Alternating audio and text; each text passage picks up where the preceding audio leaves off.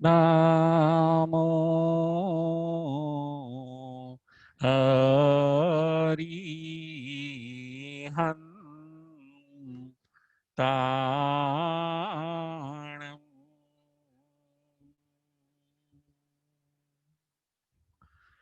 નામો સિદ્ધાણમ.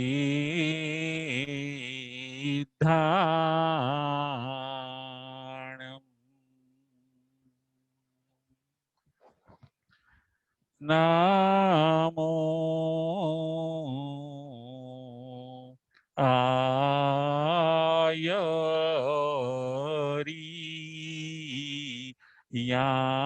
આયરિયાણમ.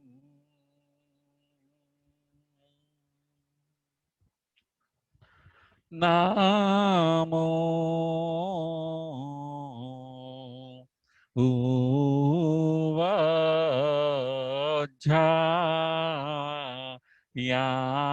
ઉવજ્જાયાણમ.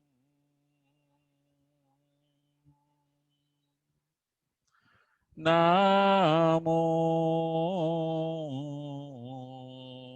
લોયે સવશાહુણમ.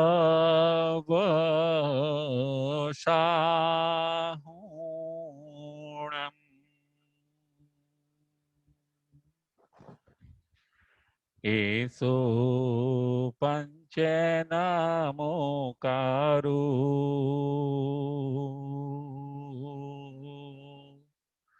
સવ પાવપણાશણો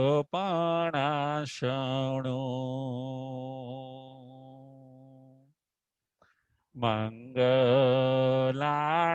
ચ સવિસિમ પરમં હવઈ મંગલમ. પરમં હવઈ મંગલમ.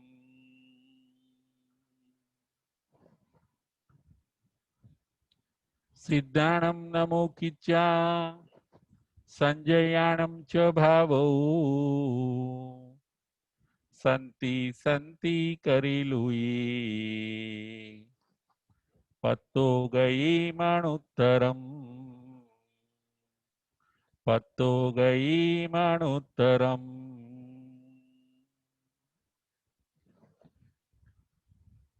પંચ પરમેષ્ઠી ભગવંતોને ભાવપૂર્વક વંદન નમસ્કાર કરીને ધર્મપ્રેમી શ્રાવક શ્રાવિકાઓ ઉત્તરાધ્યન સૂત્ર પરમાત્માની અંતિમ દેશના અધ્યયન નંબર 22 પ્રવચન નંબર 54 આજના પ્રવચનનો વિષય છે રથનેમી અને રાજ્યમતીનો સંવાદ. રથનેમી અને રાજ્યમતીનો સંવાદ એ આજના પ્રવચનનો વિષય છે. અધ્યયન નંબર 22 ઉત્તરાધ્યન સૂત્રના આ અધ્યયનની અંદર ભગવાન નેમનાથ રાજ્યમતી અને રથનેમીના જીવન ચરિત્ર આપવામાં આવ્યા છે. ભગવાન નેમનાથ દીક્ષિત થયા. ભગવાન નેમનાથે વિવાહના મંડપમાંથી એ પાછા ફરી ગયા. એ કાર્ય એમને અગત્યનું ન લાગ્યું. સ્વેચ્છાથી એમણે વિવાહનો અસ્વીકાર કર્યો. ભગવાન ત્રણ જ્ઞાનના ધણી હોય છે. રાજ્યમતી પણ ખૂબ પ્રબુદ્ધ આત્મા હોય છે. એ પોતે પણ શોકમાંથી મુક્ત થઈને વિરહની વેદનામાંથી મુક્ત થઈને જ્ઞાનનું ચિંતન કરીને રાજ્યમતી પણ ભગવાન નેમનાથના પગલે પગલે ચાલે છે. એક પતિવ્રતા સ્ત્રી, એક આર્ય સન્નારી, નવ નવ ભવથી જેની પ્રીત ચાલી આવે છે, એવા રાજેમતી પણ કોઈ બીજો સંકલ્પ વિકલ્પ કર્યા વગર જે પતિનો રસ્તો એ મારો રસ્તો, ભગવાન નેમનાથ આત્મકલ્યાણના રસ્તે ગયા તો હું પણ એમની પાછળ જઈને મારા આત્માનું કલ્યાણ કરું. રાજેમતી પણ ખૂબ સ્વસ્થ મનથી, સ્વસ્થ ચિંતનથી સાધ્વીજી ભગવંતો પાસે દીક્ષિત થાય છે. વિરહને સમાપ્ત કરી દીધો, રાગની રાખ કરી કાઢી, વ્યથાને ત્યાં ને ત્યાં દફનાવી દીધી અને આત્મકલ્યાણના માર્ગે રાજેમતી નીકળી ગયા. તપ અને જપની અંદર રાજેમતી જોડાઈ જાય છે.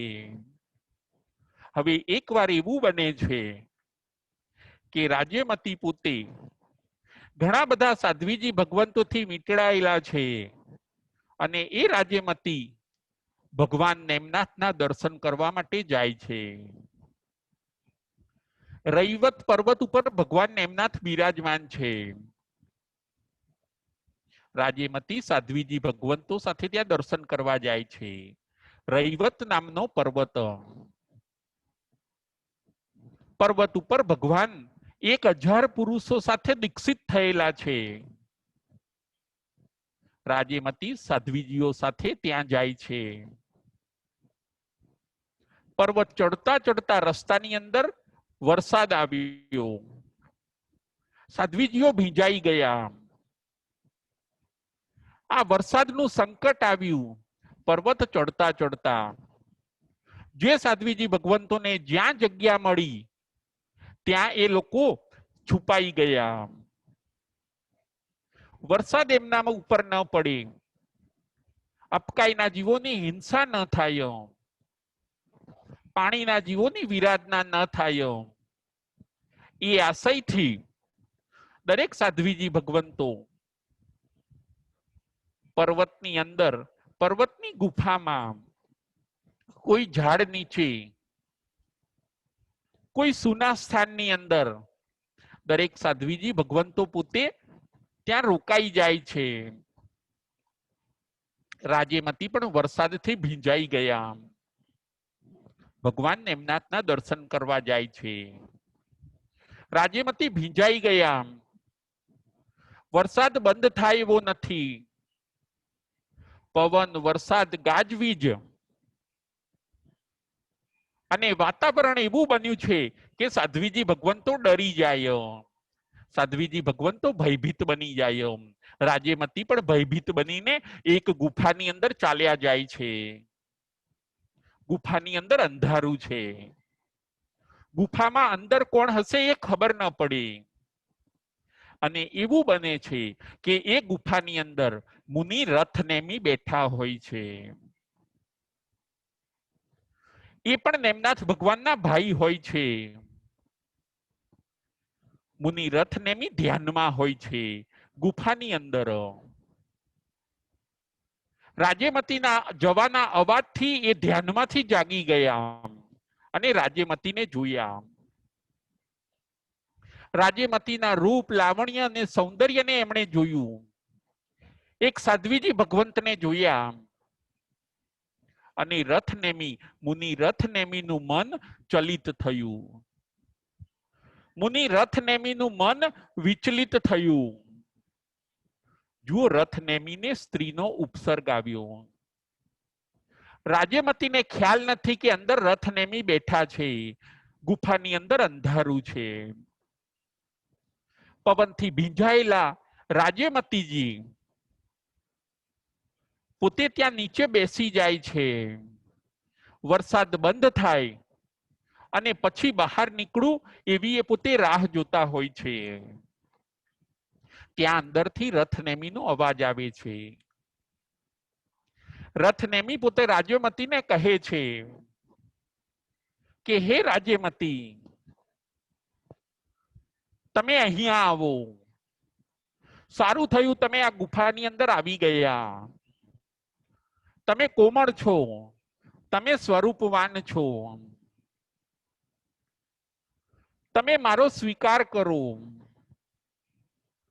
તમે મારે આધીન થાવો, આપણે સાથે રહીએ, આપણે ભોગોને ભોગવીએ. આ મનુષ્ય જન્મ મળવો દુર્લભ છે. રથનેમીનું મન વિચલિત થયું. રથનેમીના આવા શબ્દો સાંભળીને રાજ્યમતી ખરેખર ધ્રુજી જાય છે. પુરુષ હોય ત્યાં આગળ સાધ્વીજી ભગવંત રહી ન શકે, પરંતુ અચાનક આ ગુફાની અંદર આવવાનું થયું. અંધારામાં ખ્યાલ ન રહ્યો. એ રથનેમીને ઓળખી જાય છે, રથનેમીના અવાજને ઓળખી જાય છે. રથનેમીના શબ્દોથી રાજ્યમતી હલી ગયા. જો રથનેમીનું મન વિચલિત થયું. રથનેમી આજે પોતે રાજ્યમતીને પોતાનો સ્વીકાર કરવાનું કહે છે કે હે રાજ્યમતી, તમે મારો સ્વીકાર કરો. આપણે બધા ઊંચા કુળના છીએ, પહેલા ભુક્ત ભોગી બનીએ, આપણે ભોગોને ભોગવીએ અને પછી પાછલી ઉંમરમાં જીન ધર્મને આપણે અંગીકાર કરીશું. તમે શું કોમળ છો, તમે સ્વરૂપવાન છો. જો રાજ્યમતી એ પોતે સતી હોય છે, એમને ખ્યાલ આવી ગયો કે રથનેમી અસ્થિર બન્યા છે, રથનેમી ચંચળ બન્યા છે. આ પણ વીરાંગના હોય છે, રાજ્યમતી પણ વીરાંગના હોય છે, રાજ્યમતી પણ સુરવીર હોય છે, રાજ્યમતી પણ ક્ષત્રિયાણી હોય છે. એમને એમ થયું કે અહીંથી નીકળી જવું એ બરાબર નથી. એક અસ્થિર બનેલા આત્માને મારે સ્થિર કરવો છે. જે મારા નિમિત્તથી અસ્થિર બન્યા છે એને સ્થિર કરવામાં પણ આજે મારે નિમિત્ત બનવું છે. રાજ્યમતી રથનેમીને સમજાવે છે કે હે રથનેમી, આ તમે શું બોલ્યા? તમારે આવું ન બોલવું જોઈએ. મુનિ ભગવંતોને આવી ભાષા કલ્પતી નથી. મુનિ ભગવંતોને આવા વિચાર કલ્પતા નથી. મુનિ ભગવંતો ત્યાગી હોય છે. ભોગની યાચના એ પોતે ન કરી શકે. મુનિ ભગવંતોનો રસ્તો તો મોક્ષ માર્ગ છે. ભોગનો માર્ગ એ તો સંસારીઓનો છે. હે રથનેમી, તમે આ શું બોલ્યા? આજના આપણા પ્રવચનનો વિષય છે રથનેમી અને રાજ્યમતીનો સંવાદ. એ આપણા પ્રવચનનો વિષય છે. આજે આપણે 3 વિષય જોવાના છે. આજે આપણે 3 પોઈન્ટ ઉપર ચર્ચા કરવાની છે. પ્રથમ નંબરનો પોઈન્ટ છે અગંધન કુળનો સર્પ. પ્રથમ નંબરનો પોઈન્ટ છે અગંધન કુળનો સર્પ. સર્પ એટલે સાપ.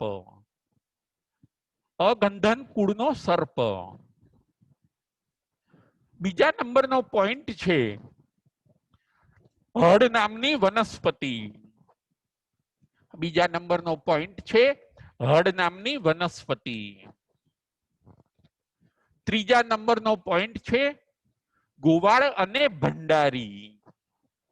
ત્રીજા નંબરનો પોઈન્ટ છે ગોવાળ અને ભંડારી. આ 3 પોઈન્ટ ઉપર આજે આપણે વિચાર કરવાનો છે. રાજ્યમતી રથનેમીને સ્થિર કરે છે. હે રથનેમી, તમે આ શું બોલ્યા? તમે થોડુંક શરમાવ, તમે થોડાક લજ્જાવંત બનો. હું સ્વરૂપવાન છું, હું બુદ્ધિશાળી છું. રથનેમી પોતે એમ કહે છે.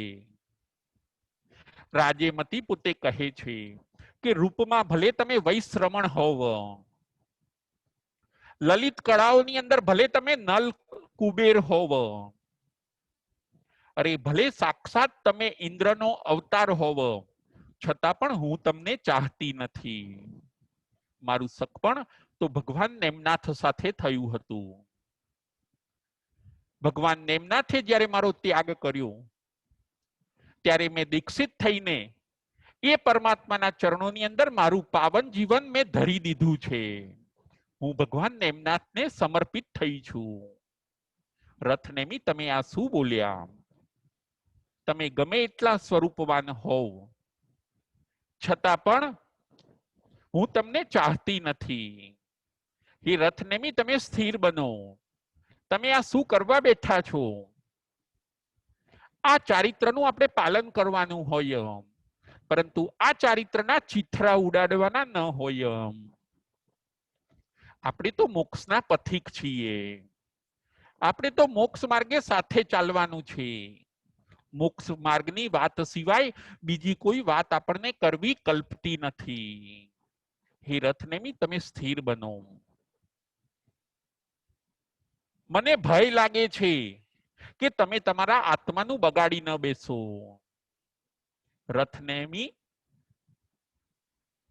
અને રાજ્યમતીનો આવો સંવાદ ચાલે છે.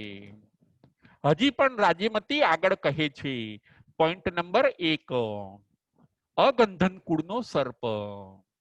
રાજ્યમતી પોતે કહે છે કે હે રથનેમી, અગંધન કુળનો જે સર્પ હોય છે એ અગ્નિમાં પડવાનું પસંદ કરે છે, પરંતુ એ સર્પ વમેલું, ઉલટી કરેલું દૂધ કે વિષ નું પાછું પાન કરતો નથી. અગંધન કુળની આ વિશેષતા છે.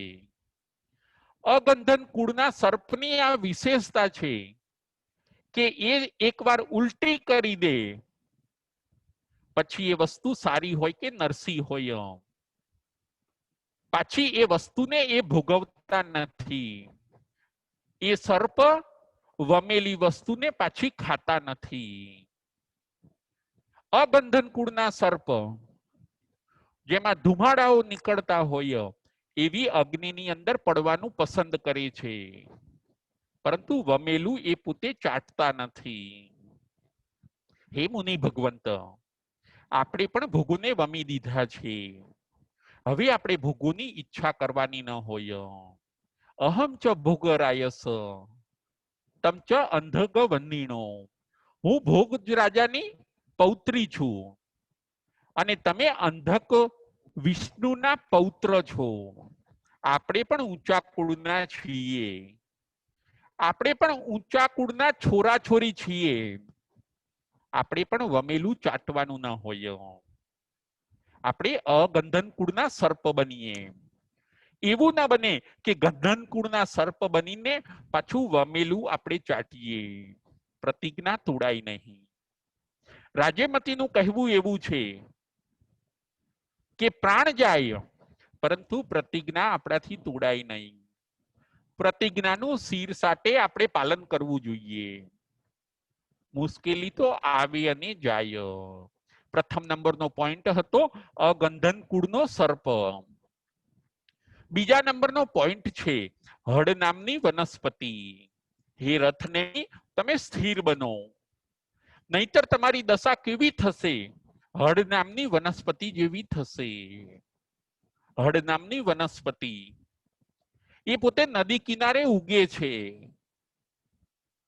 નદી કિનારે મોટી થાય છે, પરંતુ એ હળ નામની વનસ્પતિના મૂળ મજબૂત હોતા નથી. એટલે પછી કાલક્રમે એવું બને છે કે મૂળ મજબૂત નથી, એટલે એ હળ નામની વનસ્પતિ કોઈક વાર નદીના પ્રવાહની અંદર તણાઈ જાય છે.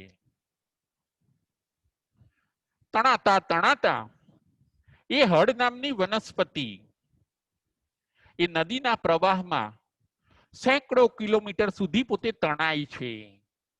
અહીં તહીં અથડે છે અને પછી ખારા સમુદ્રની અંદર એ વનસ્પતિ ભળી જાય છે. એવું જ તમારું થશે. હળ નામની વનસ્પતિ જેવી તમારા આત્માની દશા થશે.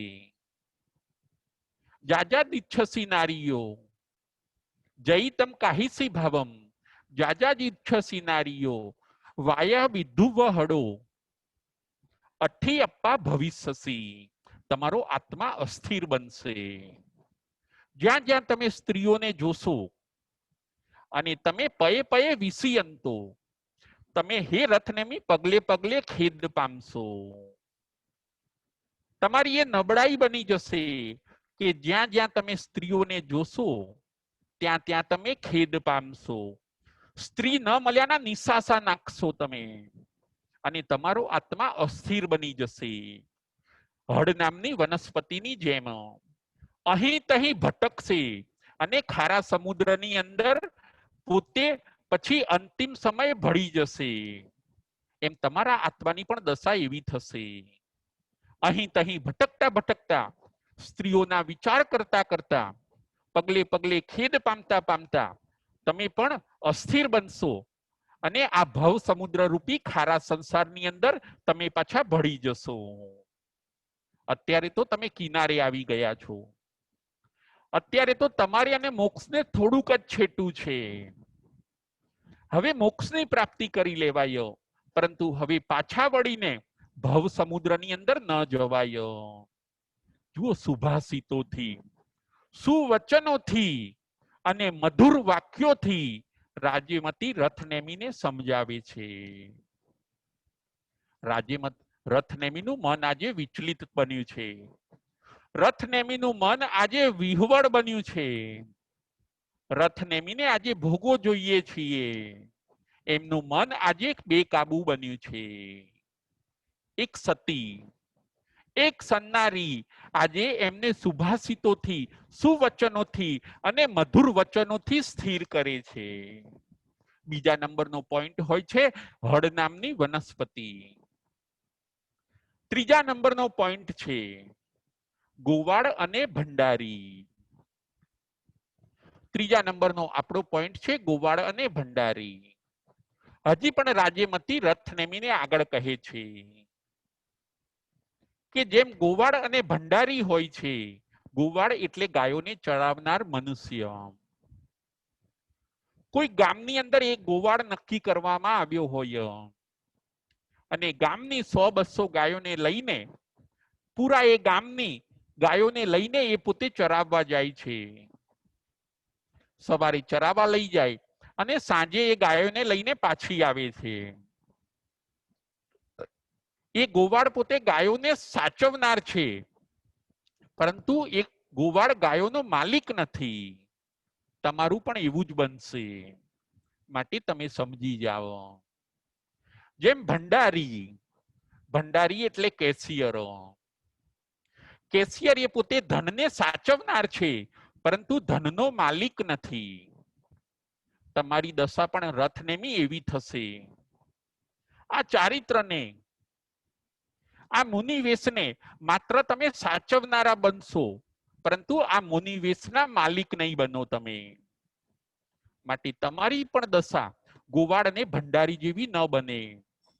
માત્ર તમારે મુનિવેશને સાચવવાનો નથી, પરંતુ મુનિવેશના તમારે સાચા માલિક બનવાનું છે. માત્ર તમારે ચારિત્ર ધર્મને સાચવવાનો નથી, પરંતુ રિયલમાં ચારિત્ર ધર્મના તમારે સાચા માલિક બનવાનું છે. જેમ પેલો ગોવાળ અને ભંડારી એ ખાલી સાચવનાર છે, પરંતુ માલિક નથી. આપણે તો જ્ઞાન, દર્શન, ચારિત્ર અને તપના માલિક બનવાનું છે. એ રત્નત્રયને, એ રત્નાચારને આપણે ખરીદીને આપણા જીવનની અંદર જડબેસલાક બેસાડી દેવાના છે. સાચવનાર પોતે માલિક બની શકતા નથી. સાચવનારને સાચવવા જેટલો જ લાભ મળે છે, પરંતુ જે માલિક બને છે રત્નત્રયના, એને મોક્ષ રૂપી શાશ્વત સુખો મળી જાય છે. માટે તમે ગોવાળ અને ભંડારી જેવા ન બનો. ધીરજ થુતે જશો કામી. તમારો અપયશ થશે. આના કરતા તો ભોગને ઈચ્છવા, ભોગમાં જવું, એના કરતા તો મરણ શ્રેષ્ઠ છે. પ્રતિજ્ઞા ન છોડાય. પ્રાણ કદાચ છોડવા પડે તો મંજૂર છે, પરંતુ પ્રતિજ્ઞા ન છોડાય. આવું સુભાષિતોથી રાજ્યમતી પોતે સમજાવે છે. રથનેમી પણ હળુકર્મી આત્મા હોય છે. એકવાર પ્રવાહમાં આવી ગયા, એકવાર ઉદયની અંદર ભળી ગયા, એકવાર મન વિચલિત થઈ ગયું, પરંતુ એ પણ ઊંચા ઘરના હોય છે. એમણે પણ ખૂબ વૈરાગ્ય સાથે દીક્ષા લીધી હોય છે. એ પણ ભગવાન નેમનાથના ભાઈ હોય છે. અને કહેવાય છે કે રાજ્યમતીના આવા જીનવાણીના અસરકારક શબ્દો સાંભળીને રથનેમીનો મોહ પણ શાંત થયો. રથનેમીને એમ થયું કે હવે આમાં મારું ચાલવાનું નથી, મારું મન કહેશે એ હવે બનવાનું નથી. રથનેમી પોતે શરમાઈ જાય છે. જુઓ, મન એ માકડા જેવું છે, કભી ઇધર કભી ઉધર. પરંતુ મનની એક સરસ વાત છે કે મન જેમ જાય છે ખરું, એમ મન પાછું પણ આવી જાય છે. અને આપણે એ શીખવાનું છે. ઘણા લોકો હંમેશા કહેતા હોય છે કે અમારું મન સામાયિકમાં રહેતું નથી, અમારું મન નવકાર મંત્ર ગણીએ ત્યારે રહેતું નથી. એ આપની વાત સાચી છે, પરંતુ મન જેમ તીવ્ર ગતિથી બહાર જાય છે એવી રીતે પાછું પણ એ જલ્દી આવી જાય છે. એ એનો પ્લસ પોઈન્ટ છે. જો આ રથનેમીને પણ એવું જ થયું. એમનું મન બહાર ગયું, પરંતુ રાજ્યમતીના સમજાવવાથી, જીનવાણીથી જાદુ થયો. રથનેમી શરમાયા, રથનેમી ભોંઠા પડ્યા, રથનેમીને લજ્જાનો અનુભવ થયો. બોલતા તો બોલી કાઢ્યું, ભળતા તો ઉદયમાં ભળી ગયા, પરંતુ પાછા વળી ગયા રથનેમી. અને એમ કહેવાય છે કે જેમ હાથી હોય, એ મદોન્મત્ત હાથી એ જેમ અંકુશથી સ્થિર બને છે, એવી જ રીતે રાજ્યમતીના વચનોથી રથનેમી પોતે સ્થિર બને છે. શાસ્ત્રકાર આપણને સુંદર આવું સમજાવે છે. જો કોઈ મદોન્મત્ત હાથી હોય, મદથી એ ઉન્મત્ત બન્યો હોય, હાથી ગાંડો બન્યો હોય, હાથી બેકાબુ બન્યો હોય, અને પછી મહાવત પોતે શું કરે છે તો કે એ હાથીને માથા ઉપર અંકુશ લગાવશે, અને એ અંકુશથી ધીરે ધીરે હાથી પોતે શાંત થાય છે. હાથી એ શાંતિ પ્રિય પશુ છે. હાથી એટલે એલિફન્ટ. જુઓ, હાથીને તમે શાંત જોશો ત્યારે તમને ખૂબ આનંદ થશે, પરંતુ એ જ્યારે તોફાને ચડે છે, એનું રૌદ્ર સ્વરૂપ જ્યારે જોવામાં આવે છે ત્યારે મનુષ્ય ખરેખર ભયભીત બની જાય છે. આપણું મન પણ એવું જ છે. આપણું મન પણ હાથી જેવું છે. એ શાંત બને છે ત્યારે ખૂબ સરસ વિચારો કરે છે, પરંતુ જ્યારે આપણું મન અશાંત બને છે ત્યારે ખૂબ તોફાની વિચારો એ પોતે કરે છે. મન એ માકડા જેવું છે, પરંતુ એ મનને આપણે જીતવાનું છે. મનને મારો તો બેડા પાર. રાજ્યમતી ના વચનોથી રથનેમી મનને મારે છે. મન કો માર બેડા પાર. જે સાધક આત્માઓ મનને મારી શકે છે એનો બેડો પાર થઈ જાય છે. જે મનને રોકી શકે છે, જે મનને પાછું વાળી શકે છે, એ પોતે લાભને મેળવી જાય છે. રથનેમીનું મન શાંત થયું, જેમ એક હાથી શાંત થાય એવી રીતે રથનેમી શાંત થયા. રાજ્યમતી હજી પણ રથનેમીને સમજાવતા જાય છે કે આના કરતા મરણ શ્રેષ્ઠ છે. મરણની પ્રાર્થના કરો, ભોગની પ્રાર્થના ન કરશો. તમે કેવા ઊંચા ઘરના છો, તમને શરમ આપવી જોઈએ, તમને લજ્જા આપવી જોઈએ. તમારા આવા ભાવોને ધિક્કાર છે. એકવાર ધિક્કાર નહીં, 1000 વાર ધિક્કાર છે. જ્યારે રાજ્યમતીએ આવી રીતે અંકુશથી વચનોનો જ્યારે પ્રહાર કર્યો ત્યારે મદોન્મત્ત બનેલું એવું રથનેમીનું મન શાંત થયું. રથનેમી પોતે શાંત થયા. રથનેમી પોતે પાછા વળ્યા રાજ્યમતીના વચનોથી. જુઓ, પ્રતિજ્ઞા તોડાઈ નહીં. આપણા જીવનમાં પણ ઘણીવાર આવું બને છે. પચખાણ લઈ લઈએ, વ્રત લઈ લઈએ અને પછી એમ થાય કે હવે આ બાધા પડાતી નથી, હવે આ બાધા હું છોડી દઉં, હવે આ બધા મારાથી તૂટી જશે, હવે મને ભાવ નથી તો પાડવાનો પણ મતલબ નથી. ના, એવું ન કરવું જોઈએ. વિચાર તો આવે પરંતુ પાછી પાની કરાય નહીં. કરેંગે યા મરેંગે, ડુ એન્ડ ડાઈ. જો રથનેમી અને રાજ્યમતી આપણા જીવનની અંદર જ બેઠેલા છે, એ વાત પણ આપણે જોવાની છે. આપણું મન છે એ રથનેમી છે અને જે આપણી બુદ્ધિ છે એ રાજ્યમતી છે. ઘણીવાર આપણું મન તોફાને ચડે છે, ઘણીવાર આપણું મન આડું અવડું વિચારે છે.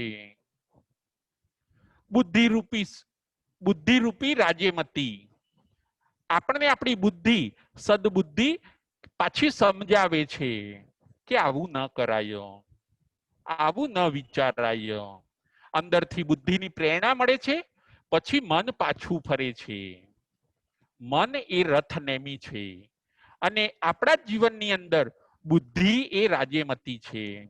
આપણે હંમેશા જ્યારે ધર્મથી પાછા ફરવાનું મન થાય, પ્રતિજ્ઞાઓને તોડવાનું મન થાય, મન જ્યારે આવા વિચારો કરે ત્યારે સદબુદ્ધિ રૂપી રાજ્યમતીનો સહારો લઈને આપણે વ્રતોની અંદર સ્થિર બનવાનું છે. મોહ શાંત થયો.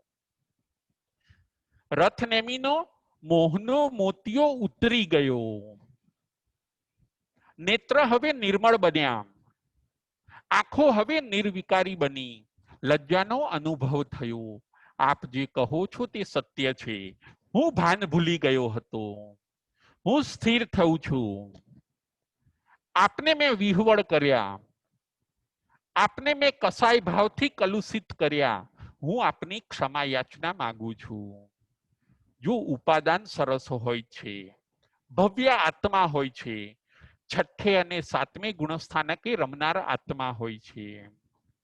થોડી ભૂલ થઈ ગઈ, પરંતુ રાજ્યમતીના વચનોથી એ પાછા સ્થિર બન્યા. પડી જવું એ ભૂલ નથી, પરંતુ ત્યાં પડી ગયા ત્યાં પડ્યા રહેવું એ ભૂલ છે. પડી જવું એ ભૂલ નથી, પરંતુ પડ્યા રહેવું એ ભૂલ છે. ભૂલ તો કદાચ થાય, પરંતુ એ ભૂલથી ઉઠી જઈને ફરી આપણી ભૂલ ન થાય એનું આપણે ધ્યાન રાખવાનું છે. આ દ્રષ્ટાંત પોતે આપણને આવું બધું સરસ કહી જાય છે. મોહનો મોતિયો એમનો ઉતરી ગયો. રથનેમી સ્થિર બન્યા.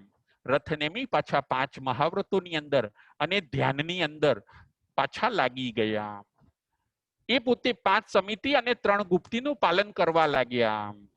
એ પોતે પાછા 12 તપની અંદર જોડાઈ ગયા અને પોતે આત્મ ધ્યાનની અંદર લીન બને છે. આ બાજુ રાજ્યમતી પણ ભગવાન નેમનાથના દર્શન કરે છે. 12 તપથી એ પોતે તપે છે. આંબિલ તપ કરે, ઉપવાસ કરે, વર્ષી તપ કરે, કાયાના ભૂક્કા બોલાવે, સાથે સાથે કસાયના અને કર્મોના પણ એ ભૂક્કા બોલાવે છે. રાજ્યમતી આર્ય સન્નારી, રાજ્યમતી 16 સતીમાંના એક સતી છે. જો રાજ્યમતીએ કેટલા બધા સુંદર કામ કર્યા. 9 ભવની એમની પ્રીત હોય છે. રાજ્યમતી ભગવાનના ચરણે ચાલ્યા. રાજ્યમતી નેમનાથ ભગવાનના ચરણે ચાલ્યા, રથનેમીને સ્થિર કર્યા અને પોતાના આત્માનું કલ્યાણ પણ કરે છે. બહેનોએ સતીઓના જીવનમાંથી પ્રેરણા લેવા જેવી છે. ભારત દેશની સન્નારીઓએ આવા સતીઓના જીવન વાંચીને એમના જીવન અનુસાર જીવવાની ટેવ પાડવા જેવી છે. આજે આપણે જોઈશું તો ભૌતિકતા વધતી જાય છે. આજે આપણે જોઈશું તો નારીના જીવન જોખમાતા જાય છે. આજે આપણે જોઈશું તો નારી પોતે સત્ય, શીલ, સદાચાર સંસ્કારોથી ઘણીવાર દૂર થતા જાય છે. ના, આવું ન બનવું જોઈએ. નારી તત્વ પાવન હોવું જોઈએ. નારી તત્વ સંસ્કારી હોવું જોઈએ. નારી તત્વ સુશોભિત હોવું જોઈએ. નારી તત્વ ખૂબ ઊંચું અને ઉત્તમ હોવું જોઈએ. નારી પોતે સર્જન પણ કરી શકે છે અને વિસર્જન પણ કરી શકે છે. નારીએ પોતે આગળ આવવાની જરૂર છે. એમણે પોતે સંસ્કારોનો વારસો સરસ રીતે સાચવવાનો છે. ધર્મ, અધ્યાત્મ, કુટુંબ પ્રેમ, પતિવ્રતા ધર્મ, આ બધું નારીએ પોતાના જીવનની અંદર સાચવવાનું છે. આર્ય સન્નારી રાજ્યમતી પોતે પણ પોતાના આત્માનું કલ્યાણ કરે છે. તપ અને જપની અંદર એ સાધ્વીજી ભગવંત કાયાને ઓગાળી નાખે છે. ધ્યાન, મૌન, ગુરુ સેવા અને ગુરુ સમર્પણની અંદર એ પોતાના આત્મકલ્યાણના ધ્યેયની અંદર દ્રઢ રહે છે. અને એવું બને છે કે એ જ ભવની અંદર રાજ્યમતી અને રથનેમી બંને કેવડી ભગવંત બની જાય છે.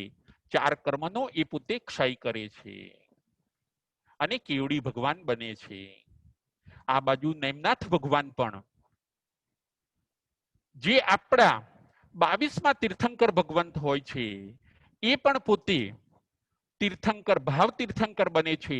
તીર્થની સ્થાપના કરે છે અને કેટલાય વર્ષો સુધી આ પૃથ્વી ઉપર વિચરણ કરીને અનેક ભવ્ય જીવોને દેશના આપી આપીને તારે છે, ઉગારે છે. કેટલાય જીવોને સાધુપણું આપે છે, કેટલાય જીવોને શ્રાવકપણું આપે છે, મિથ્યાત્વીઓને સમકીતી બનાવે છે.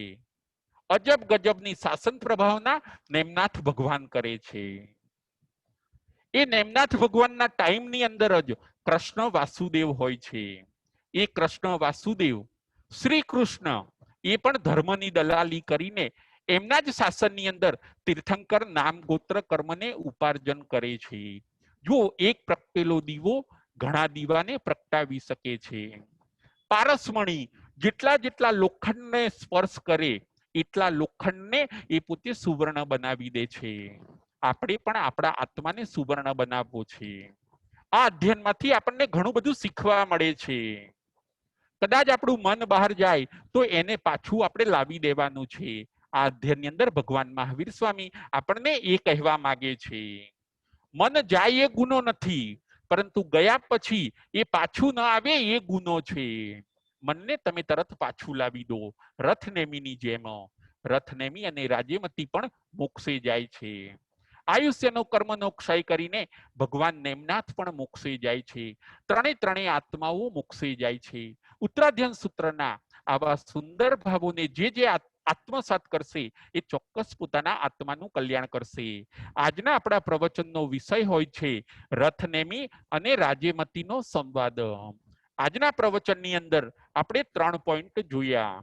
પ્રથમ નંબરનો પોઈન્ટ હોય છે અગંધન કુળનો સર્પ. બીજા નંબરનો પોઈન્ટ હોય છે હળ નામની વનસ્પતિ. અને ત્રીજા નંબરનો પોઈન્ટ હોય છે ગોવાળ અને ભંડારી. 22મા અધ્યયનની અંદર આપણને આવું સુંદર જાણવા મળે છે. આપણે પણ આપણા આત્માનું કલ્યાણ કરીએ. તીર્થંકર ભગવંતોએ આપણને જે સરસ પ્રેરણાઓ આપી છે એ પ્રેરણાને ઝીલીને હવે આપણે ખોટા વિચારોનો આપણે ભોગ ન બનીએ. જુઓ, રથનેમી ખોટા વિચારનો ભોગ ન બન્યા. એ પાછા ખોટા વિચારોમાં ગયા, પાછા રાજ્યમતીના વચનોથી એ સારા વિચારોમાં આવી ગયા, સ્થિર બન્યા. આપણે પણ સ્થિર બનવાનું છે. અસ્થિરતા એ દોષ છે, પરંતુ જે સ્થિરતા છે એ ગુણ છે. અત્યાર સુધી આપણે ધર્મ ઘણો કર્યો, પરંતુ પાછું મનને આડું અવડું કરીને અધર્મ પણ વધારતા ગયા અને બધું મિક્સ થયું. એના કારણે બન્યું એવું કે આપણને જે મોક્ષનું ફળ મળવું જોઈએ એ ન મળ્યું. હવે આપણે ધર્મ જ કરીએ, પરંતુ અધર્મ ન કરીએ. મનને સાચવીએ, મનને નિયમોને સાચવીએ, પ્રત્યાખ્યાનોને સાચવીએ. આપણે દરેક વસ્તુમાં આત્મલક્ષ્ય રાખીએ. ભોગ વસ્તુ જેવી છે કે માણસ પોતે લપસી પડે, પરંતુ આ સાધક આત્માએ લપસવાનું નથી. ભોગને હવે છોડવાના છે. હવે આપણે દરેક ક્રિયા આત્મલક્ષે કરવાની છે. મારા આત્માનું કેવી રીતે કલ્યાણ થાય, મારો આત્મા કેવી રીતે આગળ વધે, મારો આત્મા કેવી રીતે સુખી બને, મારો આત્મા કેવી રીતે ઓછો કર્મ બંધ કરે, મારો આત્મા કોઈ કસાય અને વિષયનો ભોગ ન બને, એનું મારે ધ્યાન રાખવાનું છે. રાજ્યમતીએ લાલ બત્તી ધરી. વિષયભૂત બનેલો રથનેમીનો આત્મા પાછો સ્થિર બની ગયો. રથનેમી પોતે સમજી ગયા. આપણા જીવનની અંદર પણ મન એ રથનેમી જેવું છે અને બુદ્ધિ છે એ રાજ્યમતી જેવી છે. બુદ્ધિનો ઉપયોગ કરીને આપણે આપણા મનને પાછું વાળવાનું છે. ઉત્તરાધ્યન સૂત્રની અંદર આવા સુંદર ભાવો પરમાત્મા આપણને બતાવે છે. આપણે પણ વ્રતોને લઈએ, કદાચ મન બહાર જાય તો એને પાછું લાવી દઈએ, સ્થિર બનીએ. રથનેમી, રાજ્યમતી અને ભગવાન નેમનાથની જેમ જે સાધકાત્માઓ આવી રીતે સ્થિરતાને કેળવશે એ ચોક્કસ પોતાનું આત્મકલ્યાણ કરીને મોક્ષના શાશ્વત સુખોને પામશે. બોલો મહાવીર સ્વામી ભગવાન કી જય.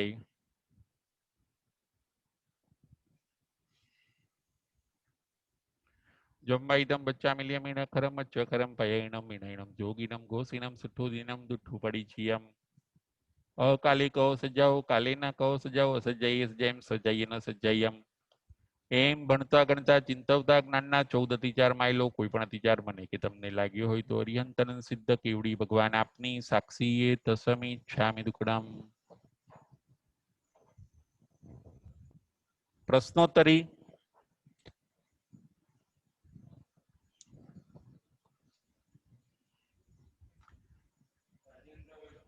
રાજેન્દ્રભાઈ સંઘવી. સંભળાય છે? આવે છે હવે? હા, સંભળાય છે. હવે મારે એક પ્રશ્ન પૂછવો તો કે મુક્તિ એટલે શું અને દંડ એટલે શું? મનદંડન, વૈદંડન, કાયદંડન બોલીએ છીએ આપણે, અને મન ગુપ્તિ, વચન ગુપ્તિ ને કાય ગુપ્તિ બોલીએ છીએ. તો એમાં ફરક શું એટલું મારે સમજવું હતું. ફરીથી જ્યોતિબેન શું કહો છો આપ? ફરીથી. પ્રતિક્રમણમાં આવે છે ચોથા સંવત્સરમાં. હા. ક્રિયન દંડે, મનદંડેન, વૈદંડેન, કાય દંડેન. એટલે મનથી દંડાય, વચનથી દંડાય અને કાયથી દંડાય આત્મા. પણ મન ગુપ્તિ, વચન ગુપ્તિ અને કાય ગુપ્તિ તરત આવે છે. એને વિહનન ગુપ્તિ, મન ગુપ્તિ, વૈગુપ્તિ, કાય ગુપ્તિ. તો એમાં મને સમજ નથી પડતી કે મન ગુપ્તિ, વચન ગુપ્તિ ને કાય ગુપ્તિ એટલે શું? બરાબર છે. દંડ તો બરાબર, એ તો સમજાઈ જાય છે કે આત્મા દંડાય ને પછી આપણે આપણા આત્માને પાછો વાળી દઈએ. બરાબર છે. મન, વચન અને કાયાનો જે દંડ કીધું ને એટલે આત્મા દંડાય છે. હા, દંડાય છે. અને ગુપ્તિ એટલે શું જ્યોતિબેન? મન ગુપ્તિ, વચન ગુપ્તિ, કાય ગુપ્તિ. ગુપ્તિ એટલે ગોપવવું, કે તમે જો ગોપવીને રાખશો ને તો એ દંડાશે નહીં. બરાબર. તમે મન ગુપ્તિ એટલે મનને વશમાં રાખવું. બરાબર બરાબર. તમે જો સાચવીને રાખશો ને તો એ દંડાશે નહીં. બરાબર, સમજાય. જેમ કોઈ ઘરમાં કોઈ વસ્તુ હોય આડી અવડી ફરતી હોય તો આપણે એને વ્યવસ્થિત મૂકી દઈશું કે આ તૂટી જશે. બરાબર. ઘરમાં બધે આમ તેમ આથડે ને વસ્તુ, એને દંડ કહેવાય. બરાબર. અને એ વસ્તુને લઈને આપણે જો કબાટમાં કે એમાં મૂકી દઈશું તો એને વશમાં કર્યું. ગુપ્તિ એટલે વશમાં કરવું, મન વચન કાયા. હા, ના બરાબર છે. ના પૂછી લેવું જ્યોતિબેન, ચોક્કસ. જય જીનેન્દ્ર. જય જીનેન્દ્ર.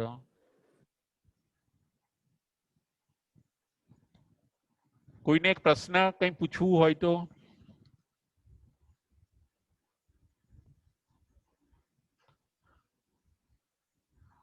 અગંધન કુળના સર્પની શું વિશેષતા હોય છે? અગંધન કુળના સર્પની શું વિશેષતા હોય છે? બકુલાબેન શાહ. હેલો, હા જય જિનેન્દ્ર. જય જીનેન્દ્ર. સાતામાં છું ગુરુજી. હા સાતામાં બોલો. અંગંદન કુંડ નો સર્પની વિશેષતા એ છે કે તે વમેલું ક્યારેય ખાતા નથી. બરાબર છે, એ વમેલું ક્યારેય ખાતા નથી. એમ આપણે કોઈ વ્રત પચખાણ કરીને કોઈ વસ્તુ છોડી દીધી હોય, પાછી એની ઈચ્છા નહીં કરવાની. નહીં કરવાની. હા, બરાબર છે, એની વિશેષતા છે. બહુ સરસ, બહુ સરસ. Thank you. જય જિનેન્દ્ર. જય જીનેન્દ્ર. સાચવનાર છે પરંતુ માલિક નથી. કોણ કોણ? સાચવનાર છે પરંતુ માલિક નથી. મીતુબેન શાહ. જય જિનેન્દ્ર. જય જીનેન્દ્ર. ગોવાળ અને ભંડારી. બરાબર છે, બહુ સરસ. ગોવાળ અને હા, ગોવાળ એ છે કે ગાયોને સાચવે છે ખરો, પણ પોતે માલિક નથી. એ એને ચરાવવા માટે લઈ જાય છે ખરું, પરંતુ તે પોતે માલિક નથી. અને ભંડારીનું પણ કામ એવું જ છે કે જે એમ કે કેશિયર, એમ કે પોતે ધનને સાચવે છે ખરા, પણ તે ધનનો તે પોતે માલિક નથી હોતો. બરાબર છે, બરાબર છે. આ એમ કોઈક જે પરાણે જે મુનિ ધર્મ પાળે છે, મીતુબેન, પરાણે જે મુનિ ધર્મ પાળે છે ઈચ્છા વગર, એ ખાલી મુનિ ધર્મને સાચવી રાખે છે, પરંતુ એના માલિક નથી પોતે. બરોબર છે. ખ્યાલ આવ્યો? બરાબર છે. જય જિનેન્દ્ર. જય જીનેન્દ્ર. અસંયમી જીવન કરતા મૃત્યુ સારું. આ વાક્ય શું કહે છે? અસંયમી જીવન કરતા મૃત્યુ સારું. અસંયમી જીવન કરતા મૃત્યુ સારું. આ વાક્ય શું કહે છે? રાજેન્દ્રભાઈ સંઘવી.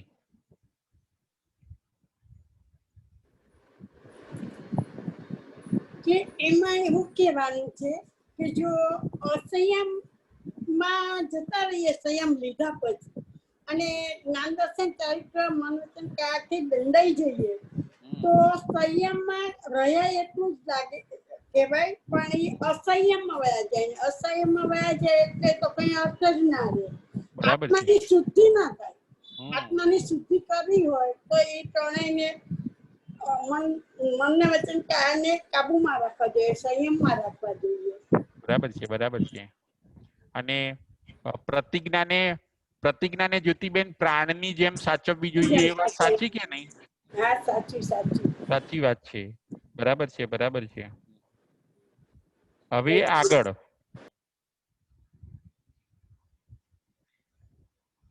આપણી અંદર જ રથનેમી અને રાજ્યમતી છે, એ સમજાવો. આપણી અંદર જ રથનેમી અને રાજ્યમતી છે, એ વસ્તુ સમજાવો.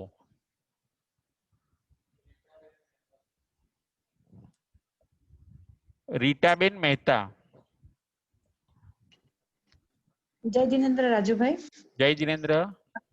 આપણા મનને વાંદરાની ઉપમા આપી છે કે વાંદરાની જેમ ઉછળકૂદ કરે, એટલે એને રથનેમી, એટલે આપણું મન જે છે રથનેમીને સાથે સરખાવવામાં આવ્યું છે, જે ચંચળ છે. અને આપણી બુદ્ધિ જે છે એ રાજ્યમતી છે, કે જેને સારી ટ્રેક પર લઈ જઈએ તો આપણને સારા સજેશન આપે અને સારા માર્ગ પર ચડાવી દે આપણને.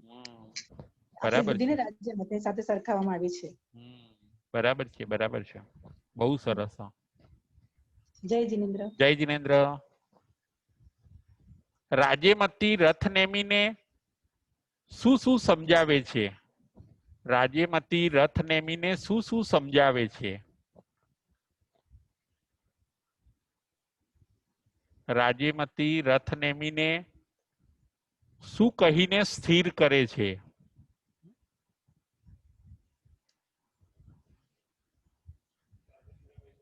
રાજેન્દ્રભાઈ સંઘવી.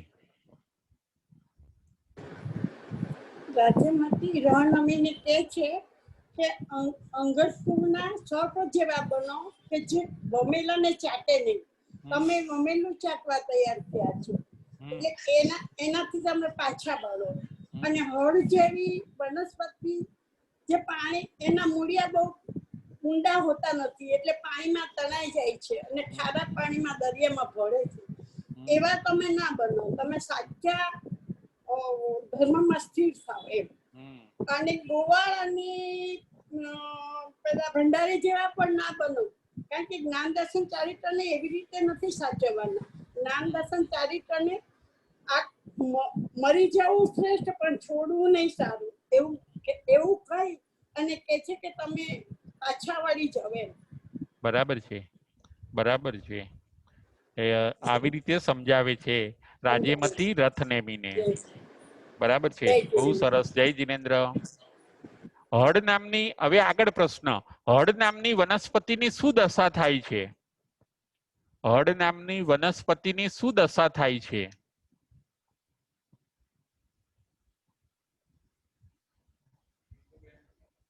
મિતુબેન શાહ. જય જિનેન્દ્ર. જય જિનેન્દ્ર. હળ નામની વનસ્પતિ છે તે નદીના કિનારે થાય છે અને તે મોટી હોય છે, બરોબર, પરંતુ તેના મૂળ છે ને તે મજબૂત હોતા નથી. એટલે એના મૂળ મજબૂત નથી હોતા ને એટલે પાણીના પ્રવાહની સાથે તે વનસ્પતિ પણ એની સાથે સાથે ખેંચાઈ જાય છે અને તે ખારા સમુદ્રમાં ભળી જાય છે. બરાબર છે. એવી રીતે આત્મા પોતે પણ, જે આત્મા અસ્થિર બને છે એ પણ પાછો ભવ સમુદ્રની અંદર પ્રવાહમાં ચાલતા ચાલતા પોતે ભવ સમુદ્રની અંદર જતો રહે છે, એમ કહેવા માંગે છે. ખ્યાલ આવ્યો? હા, ખ્યાલ આવ્યો. ખ્યાલ આવ્યો. આજે કયા 3 પોઈન્ટ આપણે જોયા? આજે કયા 3 પોઈન્ટ આપણે જોયા?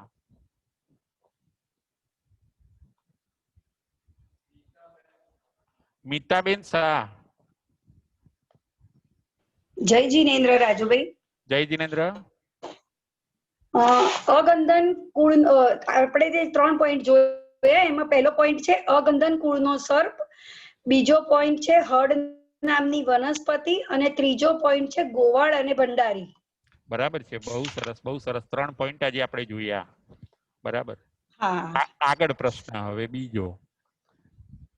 કોના નિમિત્તથી રથનેમી અસ્થિર બન્યા અને કોના નિમિત્તથી રથનેમી પાછા સ્થિર બન્યા?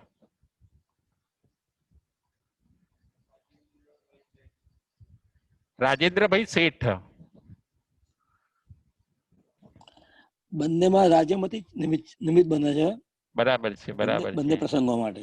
બરાબર છે. રાજ્યમતીથી અસ્થિર બન્યા અને પાછા રાજ્યમતી ના નિમિત્તથી એ પોતે સ્થિર બને છે, રથનેમી. ખ્યાલ આવ્યો? બહુ સરસ રાજેન્દ્રભાઈ, બહુ સરસ. હવે આગળ પ્રશ્ન.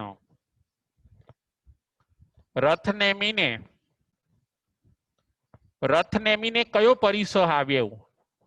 રથનેમીને કયો પરિસહ આવ્યો?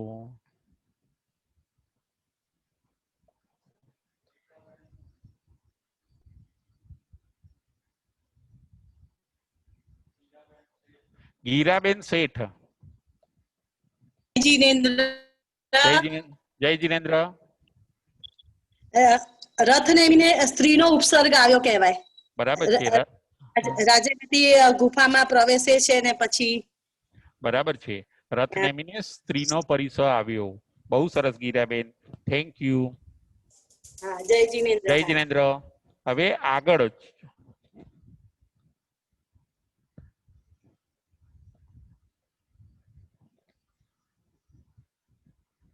ત્રણેયની ગતિ કઈ થઈ? ત્રણેયની ગતિ કઈ થાય છે? ભગવાન અરિષ્ટ નેમી, નેમનાથ ભગવાન અને નેમનાથ ભગવાન, રથનેમી અને રાજ્યમતી. બકુલાબેન. હેલો. હા, જય જીનેન્દ્ર. ત્રણેયની મોક્ષ ગતિ થાય છે. બરાબર છે, ત્રણેયની મોક્ષ ગતિ થાય છે. હા, દરેક મોક્ષમાં જાય છે પોતે. ત્રણેય હળુકર્મી આત્માઓ હોય છે બકુલાબેન, અને એ જ ભવે પોતે મોક્ષી જાય છે. ખ્યાલ આવ્યો? હા, બરાબર. જય જીનેન્દ્ર, જય મહાવીર.